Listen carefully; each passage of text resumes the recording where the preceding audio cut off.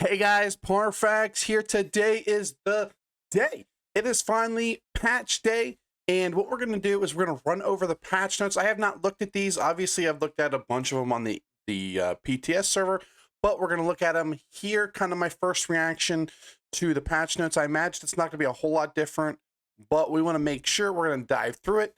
And I haven't even logged onto the server yet. I'm actually getting ready to, but I figured I would put this out before we went ahead and did that to let you guys know what's going on. And yeah, let's have some fun. It's finally patch day. This is preventing me from getting on the server. The servers just went live, so you can imagine when I did this, or at least I think they just went live. But yeah, so let's get into it. So patch 7.0.5 is the official patch we're going to get. I think the last patch we got on the PTS was 0.4. So this is a little bit different, and I figured it's going to be 0.5. It's almost always one more. I think it is always one more. But if you're not familiar, here's sort of the new things. We have the new zone Blackwood. We have Oblivion portals, companions, a new trial, a bunch of new sets, new antiquities, and then a bunch of other things. So let's go down here. The new Blackwood zone. We're not going to go over this too much. Basically, I know you're like, Parfax, it's the expansion. I know, look. So there's a bunch of new stuff to get in here. A cool new zone. You get some companions. You get Oblivion portals. You get a bunch of stuff. It's a lot of fun. I'm not going to spoil it for you, but we have things like, you know, the companions and stuff like that. Make sure you're companion first. I put out a video. Should have launched earlier today. And basically, make sure you're companion first if you're doing anything PvE related. Okay. We got some cosmetics, progression. So here we go. Combat companions are level 1 when they unlock. With a limited set of abilities and bars, maximum potential level 20. We know that. Companions level via experience. We know that experience increases effects such as holiday bonuses and consumable bonuses applied to your character will provide indirect benefit. Okay, so if you're running an experience potions, make sure you're running those. You'll get a bonus for your companion. And we knew this, their health and stuff goes up when they level. Their skill lines. Companions have access to several skill trees, each with associated abilities. Most companion skills have 3 active abilities, which can have been acquired through leveling up that tree. So basically, it's just saying they have, essentially, you know how like we have, if you're a Sork, you have like Daedric, the Daedric skill line. You have the Dark skill line, you have all that. The companions get basically the same thing, but there's only 3 abilities in there. And then, you know, the armor skills, you get a skill in there as well. Class skill lines increase the combat level of the companion. We know that. Weapon skill lines increase through combat experience based on the equipped weapons. Okay.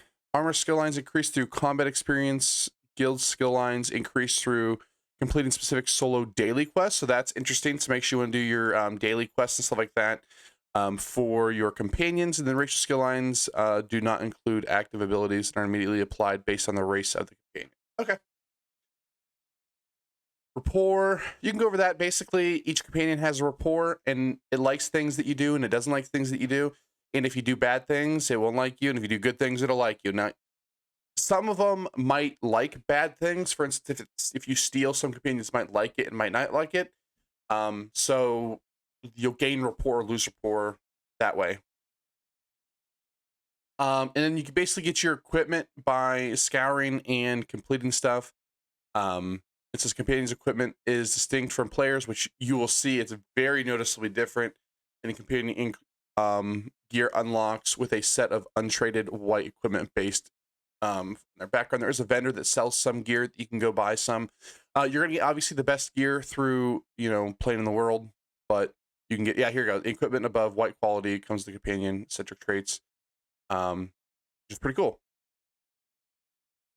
And then in addition to Blackwood quest objectives, which include unlock the respective companions. So companions basically will have like a small little skill line and dialogue and stuff like that you can complete with them.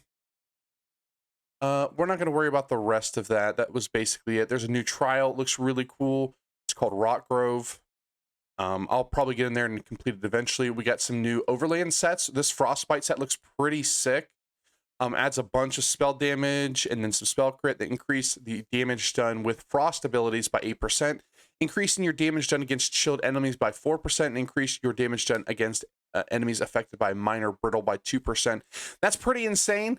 Maybe this could be really good on a magic warden, but we'll see. But this is a really, really cool set. Then we have the medium armor set, a bunch of weapon damage and some stamina, and then dealing damage to an enemy within 10 meters of you with a heavy attack causes you to throw a cone of knives, dealing physical damage to enemies. If an enemy hit has 50% health or less, they also take additional bleed damage over 13 seconds and scales off of the higher of your weapon or spell damage. The spell damage, I don't see that's ever going to matter, but this set's kind of cool. I don't know how good it's going to be. We'll have to see. It does give quite a lot of flat weapon damage, some stamina. We'll just have to see exactly how hard this hits. I didn't test it too much on the PTS. It didn't look too insane, but it's kind of a cool set maybe to play around with if you do a lot of heavy attacks. Then we have our heavy armor set here. You have try resources, and then when an enemy you have recently damaged dies, gain 10 ulti, and increase your health recovery by 1156 for 10 seconds. This effect can occur once every 10 seconds. So you basically, this reads, if you've killed an enemy, get 1156 health recovery and gain 10 ulti every 10 seconds. So you get 1 extra ulti a second. The set's not great in my opinion. It's pretty cool. Health recovery was severely nerfed in PvP. If you're looking at there, PvE, it just doesn't get the flat stats or damage reduction and stuff like that that other sets give. So a fun set, but not great. Now to my favorite. These two sets are pretty insane. We have the Hist Whisperer, which I'll be running this as well. I haven't talked a whole lot about it, but it's a great recovery set. It gives you try recovery, and then dealing damage with a light or medium attack heals you for 318 and restores 318 stamina and magic. So basically, you get 318 of all 3 resources back every time you light attack weave, which is pretty insane. So essentially, this is, if you weave on every attack, picture this as 318, cost reduction, essentially, is what you should look at this for. Then dealing damage with a fully charged heavy attack heals you and it gives you resources back 636. So essentially, really good. We'll have to see this. I will be playing with this set 100%. I love recovery sets, and this set's pretty great. Now, again, we have the Heartland Conqueror set. If you have not watched my video, I've talked about this in like my last 6 videos. Make sure you go watch it. This set is insane. I love it. I love it. I love it. It is my favorite set they've ever came out with because it's so versatile and can be, in my opinion, so broken. So I'm not going to talk any more about this set. I'm just going to put the video in the description below, and it's going to be probably the last video, and who knows, I may even put it up right now. But this set is pretty insane. If you haven't watched it, watched it. All right, and then we have Diamond's Victory, which is this a craftable set? Yeah, so this is another craftable set. It adds some stats there, some weapon and spell damage, some crit, and dealing direct melee damage grants you range supremacy for 5 seconds, adding 437 weapon and spell damage to your damage over a time and ranged attacks. Dealing direct damage grants you melee supremacy for 5 seconds, adding 437 weapon and spell damage for your melee attack. This is a weird skill. If you like, I can see this being decent on some builds. If you're running, I guess if you are running the bow back bar, you can ranged auto attack with your bow, and then if you're doing melee damage, you're just going to get basically 437 weapon and spell damage. This set's okay. If you're running New Moon and you do use both, you can just swap this out and it's just straight up better. But a lot of cases, New Moon's, like, you're going to be running something like Reliquin or something like that, or the equivalent for magic. It's a pretty cool set. I don't think it's necessarily the greatest, but it's kind of cool. Maybe this can be utilized in PvP if you're on something like maybe a stamina Dragonite. You have your bow back bar. It's only for 5 seconds, but if you have a dot on your front bar, I don't know. It's a lot of uptime for something that's just a little bit worse than New Moon, or a little bit better than New Moon. So I don't know. Really cool, but I don't know if it's that great.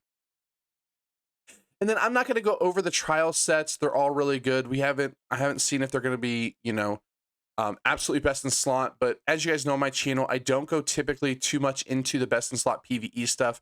I will here in the future, but we will let people test this out. I think some people test it out this set, and it looked to be really good. I imagine this set will be pretty good too. But pretty cool sets. If you like them, grab them. But we're not going to go too into detail with the new trial sets. And then, whew, here we go. They didn't nerf it anymore. That's one of the things I want to check here. We have the new antiquities. And the first one on there is the one we are looking forward to. It is going to be the first thing I do if we can find all the leads. When it comes time, when I actually finish this video and get on the server, we have the Gaze of Sithis heavy helm. This helm is disgusting. And you know what? The one thing that great about this helm is it really punishes, ironically, heavy builds. Because, and even it's funny, I say it's ironic because it is a heavy helm, but the reason why it punishes heavy builds is because your block mitigation goes to 0. You don't have to block if you're on a medium or light armor users. Light armors do block more than medium users because you can just dodge roll as a medium.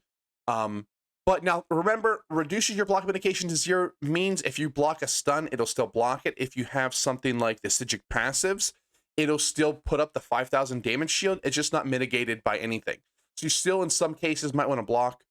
But this helm is absolutely disgusting.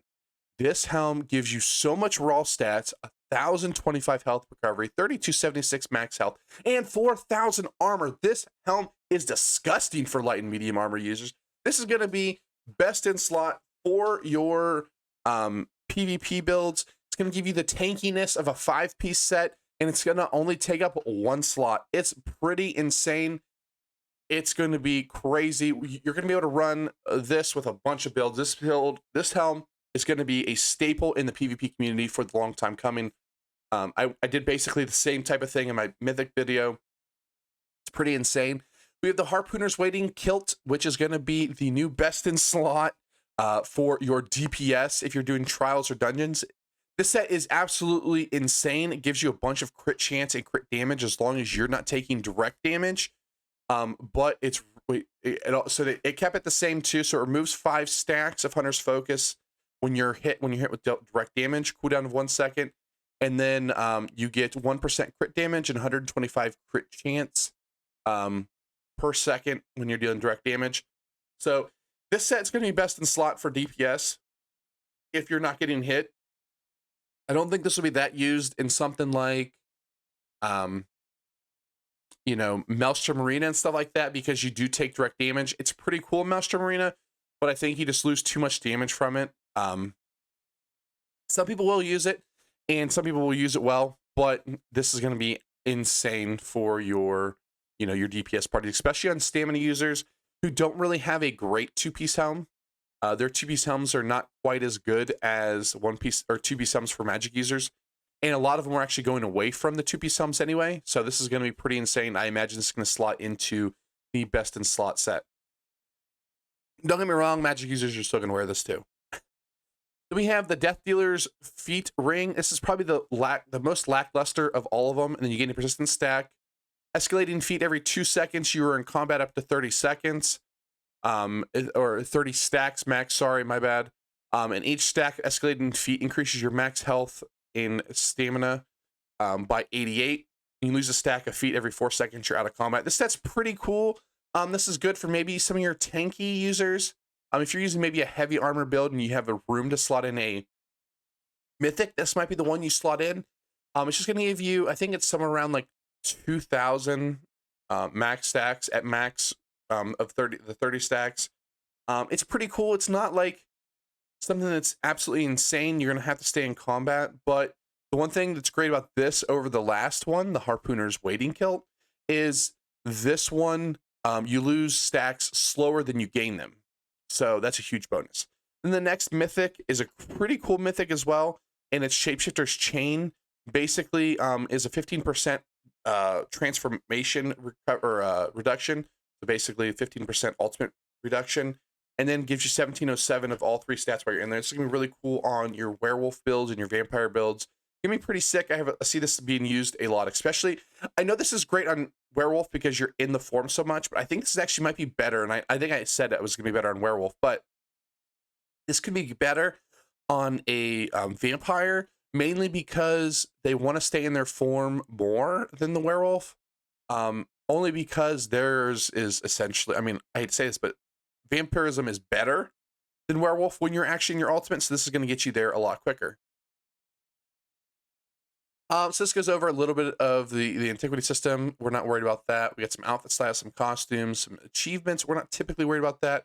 So let's go down to, well, I guess here, this is a big thing. Ability bar timers are now in the game. Great. Here's the new monster masks. I think these are all three in Imperial City. Yes, all three in Imperial City. So you have Zol's.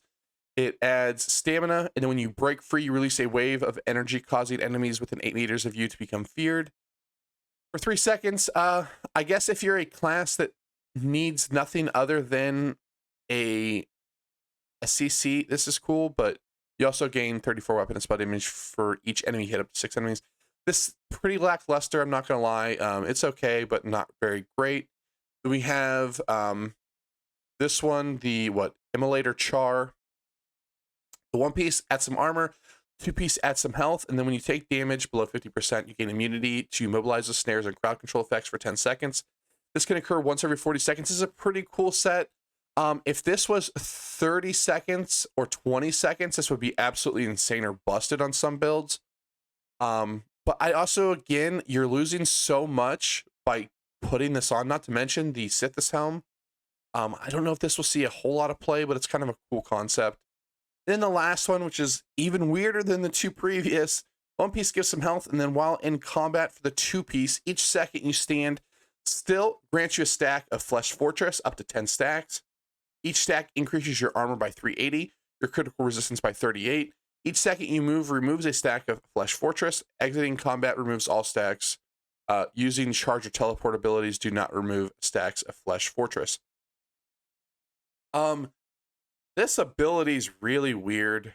I see this seeing almost no play. This will see some very fringe play in maybe battleground builds where you're just like doing the domination where you have to stand on points and stuff like that. Other than that, this helm is really lackluster. Yes, you're gonna get super tanky, but just by moving, you're going to be able to dodge a lot of skills, so it's really not making you that tanky. You're going to have some super cheesy builds of people just be like, hey, look, I can stand here forever. Well, that's fine. Well, I can just go do something else. So, yeah. It's a really weird set. Not a big fan of it, but, you know, it's pretty cool still. Here, a little thing. In Update 30, you can now wear perfected and non-perfected sets in combination with each other. That's cool. So if you have a couple pieces of perfected, but you don't have the whole thing, you can now wear it. All this, cool. No tutorial, which is cool. New homes, housing editor. We got the combat here. Let's see if let's get to the actual combat. Scroll down here, stuff about quests. We're not really looking at quests.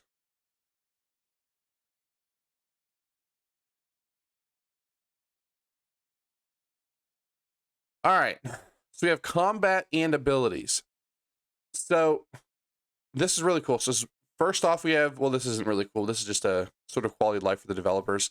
Reduce the player's size limitations from global maximum of 24 to 12 in all activities rather than only in Cyrodiil. And they just say here, we've been continuously looking at ways to improve performance and put it down to 12. Basically, we'll do it. Fix an issue. We really don't care about fixes here. Here we go. The following abilities have received significant adjustments to how the server handles them. Basically, so this is all going to say a lot of things are going to proc less often, but close to double their ticks. So you have Blood Altar, Bone Totems, Boneyard, Cleansing Ritual, both. Most of these you see on here aren't going to actually affect how these work. They're just going to make them tick less often, but it's going to tick harder. So if you're doing something like PvE, it's not going to matter. PvP, it might matter a little bit on some of these, but not a whole lot. A lot of these are PvE morphs anyway. And this is a huge thing here. The Battle Spirit's passive now reduces your health recovery by 50%. This is huge, especially with the Sithis Helm. This means Troll King's not going to be nearly as good, but it's still going to be, you're still going to want health recovery on some builds, or health recovery is still going to benefit you on some builds. It's just not going to be so super insane like it has been for forever.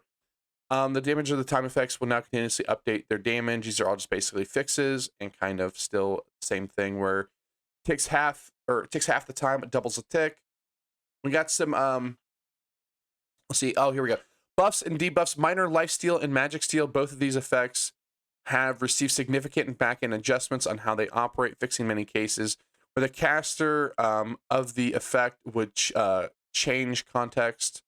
They now are considered to be the source of the casters of the effect rather than the target of the effect. Basically, from what I'm gathering, means this will affect not a whole lot. Let's see. Minor life steal will now exhibit the following behavior: healing done from the Okay, so basically just changing this up a little bit so that you get it versus I believe everybody will get it if you targeted somebody with it. So I guess it's technically a nerf, but still probably the way it's supposed to. Major Gallic Fist, an issue where this bonus was only applying to toy mounts. Sorry for this one. Okay. So now we have some changes to classes. We have Dragon's Blood, Coagulating Morph, fixed an issue with this ability, blah, blah, blah. Reduce the cost of this ability by about 500, which is great, and add an improvement to the morph rather than just changing the functionality. So that's great. Gotta love buffs, especially to Dragon's Blood. Really cool.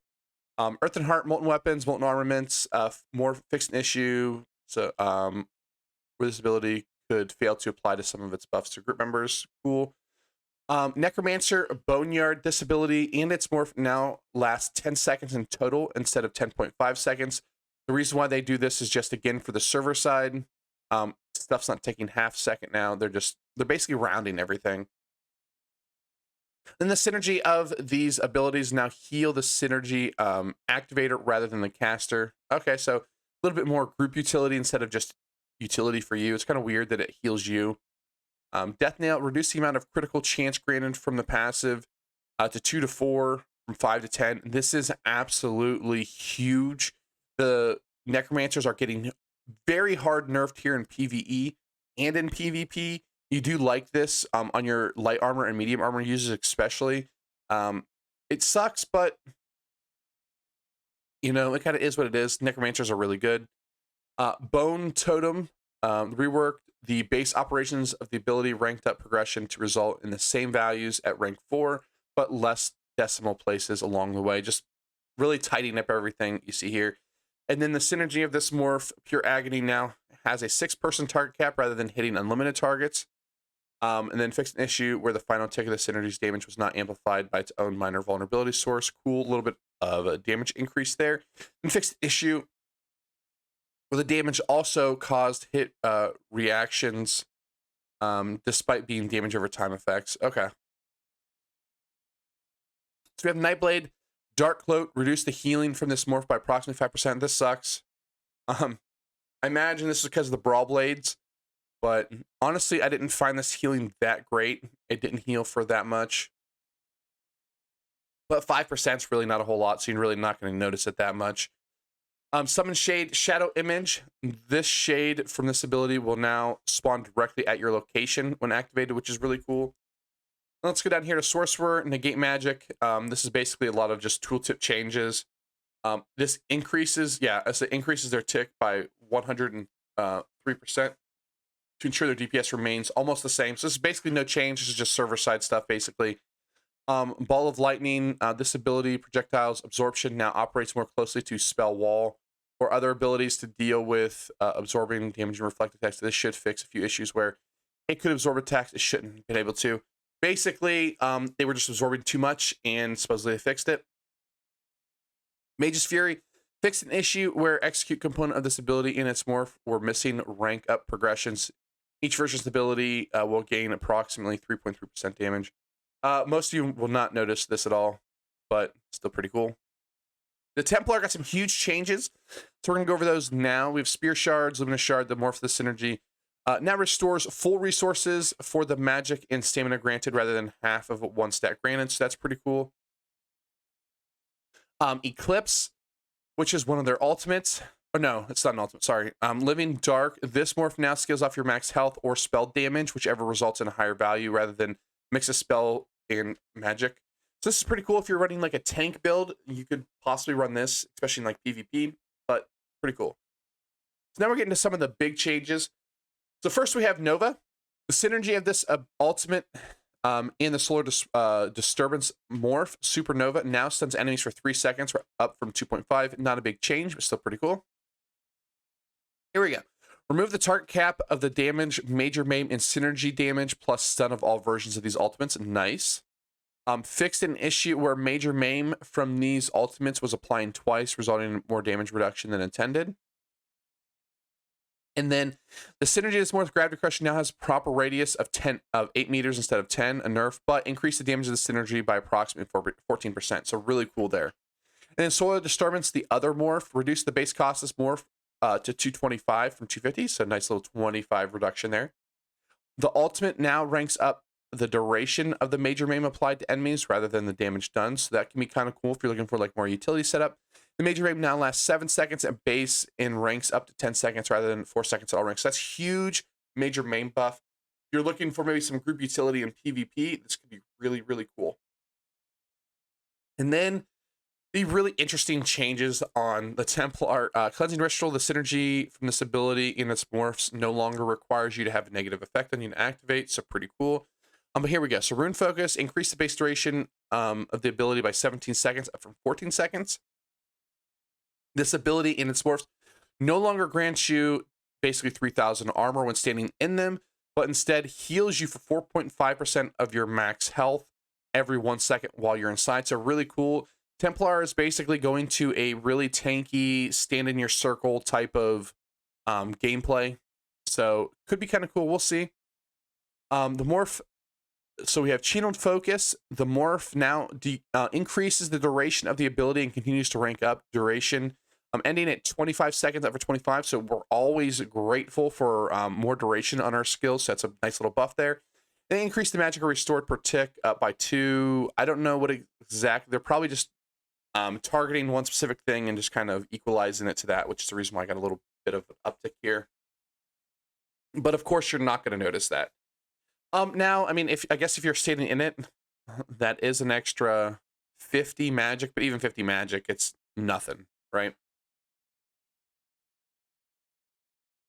So we have Restoring Focus. This morph now increases the healing done by 25% and ranks up in healing done by 1.1 per percentage point per rank, rather than the duration. That's really cool. It's big healing done there. Increase the stamina up by 2 again, a little. I'm sure they're just, you know, kind of equating it to something else. And then reduce the base cost to 918 down from 920. Again, the magic 2 number. To ensure it meets 15% standard cost reduction of stamina-based abilities. The 2 stamina may save your life one day, maybe, just maybe. Oh, and here's a sad, sad day. The Warden, Winter's Embrace, Arctic Wind reduced the base heal in of this ability in its worth by 20% and heal over time by 17%. Huge nerf, especially to stam users. Probably needed. This ability was pretty insane, but have no fear, Wardens. You have a lot of options, even if you don't decide to run this anymore. So Weapon, Bow, Rapid Fire, which is their ultimate toxic barrage fixing issue, where the damage over time of this ability failed to apply to the target that blocked the attack. So a little bit of a buff there, but really it's just a fix. Elemental Storm fix, Impulse, the flame variants of this ability in its morphs. Now better describe the behavior. Cool, fixed an issue, blah, blah, blah. Wall of Elements fixed an issue. Okay. Dual Wield, Blade Cloak, increase the damage done by this ability in its morph by approximately 25%. Hell yeah. To better reward for its requirements to stay stacked on your foe, as well to help you help offset the loss effectiveness of proccing enchants and set the change of deadly cloak. Cool, cool, cool. I mean, yeah, you're losing the enchants, but if you can keep everything up anyway, this is just a net bonus. Deadly Cloak, this morph, this ability now deals double damage instead of doubling the tick rate. This will result in a 9% damage increase, but require you to stick to your target more. So basically saying you can tick half as many times, but if you are able to stick on your target, it's going to basically increase your damage by 9%. Lacerate is a little fix. Flurry, Bloodthirsty fixed an issue where the heal from this morph was not considered a dual wield ability. Twin Blade and Blunt, the passive now increases your critical damage done with axes by 3 to 6% per axe rather than 2 to 4. This is going to be the same on the two-hander, but a really cool bonus here. Blood Craze, little fix here as well. Shield Charge, fix here, fix, bunch of fixes.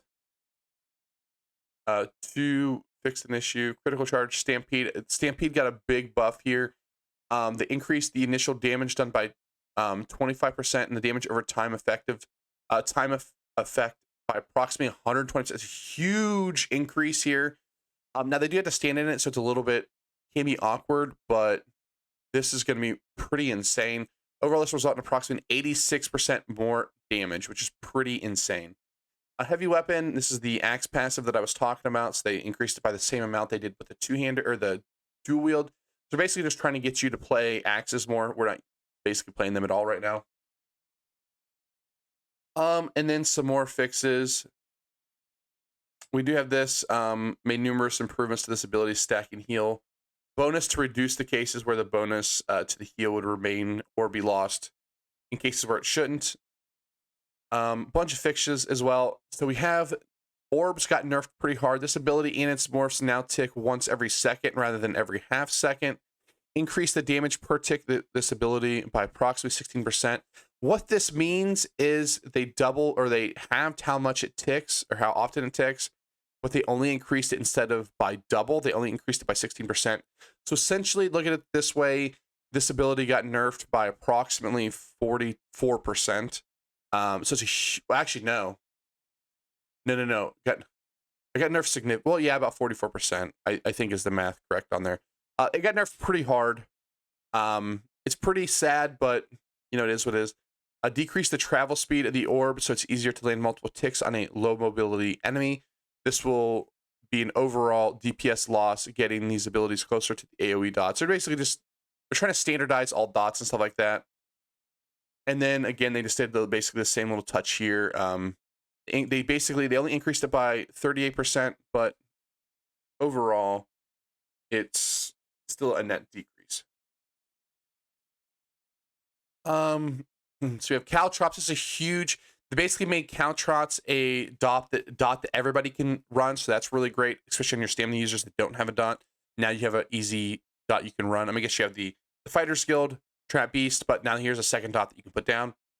Sturdy Warhorn increased the critical resistance granted from this ultimate up to 1320, up from 990 to match the adjustment to major force, increasing 20%. Then fixed an issue. Champion system got a huge overhaul. I'm not going to go over all the champion point system, but basically just note they added in a bunch of healing. This video is already way too long. They added in a bunch of healing. They reworked a lot of the passives. They basically made it to where it's going to take you less champion point passives to get to where you need to go, like where you have your champion point system min-maxed. But pretty cool. So you have to go in there and look at that. I haven't put a video out about the champion points. I mentioned it in one of my last videos that I put out, but still pretty cool. Then added 6 new stars. Basically, these are the healing ones. The stars have gone down to 2 stages. Yeah. We're not talking more about those. You can kind of look them up. They did add a couple stars, which are really cool, but they basically made it to where it only takes you, it's like 1,400 champion points now instead of 1,600. So pretty cool. Bunch of fixes. So let's see, ability altering weapons. The following sets now scale off your weapon and spell damage. So one of the big changes they have here is to proc sets. We're not going to go over all of them because there is a ton, but they basically made it to where a lot of your proc sets go off of a specific stat. If you want to see a specific stat, I suggest you getting in here to the patch notes and kind of look up which set you are running. So let's look up Control F. What do we want to look up? Let's look. Balrog didn't change. Salines.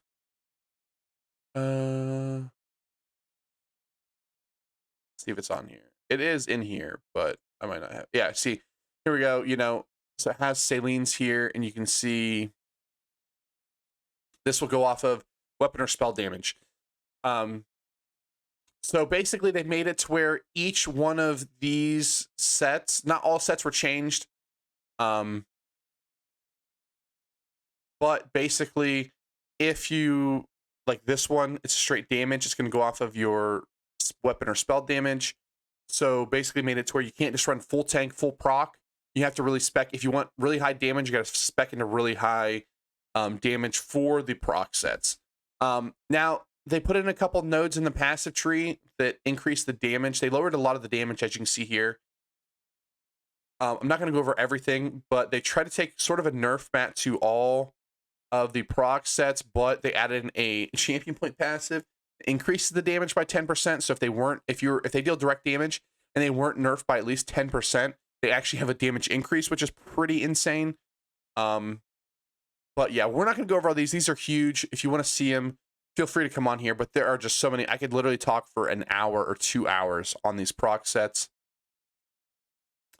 So the last thing I'm going to talk about is they added in another system. I don't know where it's at. I imagine it's down here somewhere. I guess we passed it, but basically there's a system now where you can get some of the cool cash shop mounts like you got from the chests and stuff like that. They added in a way for you to get them. I think they call it the embargo system. Or it might not be called embargo, but basically if you do your daily and weekly quests, you can get these points that give you mounts. Basically, you can go, all those cool mounts that people are riding around, you can now get some of those via this like embargo system. And it's really cool. Basically, you get it by doing your daily and weekly quests. I haven't put out a video about it. If you guys are interested, I can. But yeah, so that's the patch notes. I know this video we're already at 36 minutes and I didn't cover everything, but I wanted to kind of give you a rundown. I didn't see anything that had changed from 7.04, maybe some small minor things, but nothing that I looked over. These are huge changes. There's going to be a lot of changes in the meta. I think Magic is going to be a lot better with a setup that I put out, the Torix Pact and the new, what do you call it? Heartland Conqueror set. Heartland Conqueror set's absolutely amazing. The System Helm is amazing. Actually, all the antiquities are pretty cool. They all have their kind of uses. Yeah, so let me know in the comment section down below what you think of the patch notes, what you're going to do. And if you enjoyed the video, make sure you slap that like button, subscribe for all ESO content. And yeah, let me know if you don't like the video or something you didn't like. Make sure you put it in the comment section down below as well and slap that dislike button. All right, guys, thanks for watching. Thanks for slugging through 37 minutes for all of you that did. And I hope to see you next time. Peace.